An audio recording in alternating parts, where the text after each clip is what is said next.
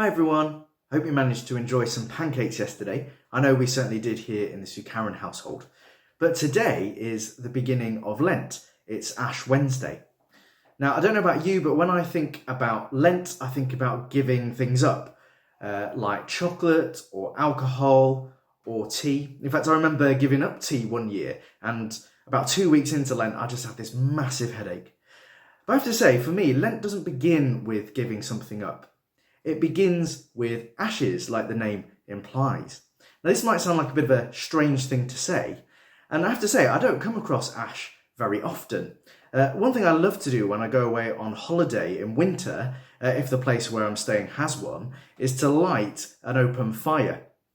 And of course, what's left when all of the charcoal or the wood has been burnt up is ash. And the messy job to do the next day is to clean up all the ash, ready for the next fire to burn.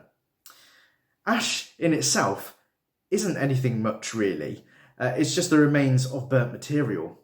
But ash is actually deeply symbolic. Ash is a symbol of our mortality. If you were to go to a church service on Ash Wednesday, when we could do that sort of thing, the priest would mark you on the forehead with the sign of the cross in ashes, and they'd say, "From dust you came, and to dust you shall return." Ash also is symbolic of other things. It's a symbol of grief and sorrow, and it's also a symbol of new life, which we'll think about a lot more at Easter. But Lent starts in a dark place. It begins with ash. Its starting point is lament, expressing sadness and sorrow. Now, I don't think that's a very popular thing to be talking about at the moment, but do you know what? This year, living through a global pandemic, I think lament is precisely what I'm wanting to do right now. But there is something else, though, about ash. In the symbolism of ash, ash and dust often go together. And today, when I think about dust, I think about the desert, and I think about Jesus wandering through the desert for 40 days, absolutely starving and being tempted by the devil.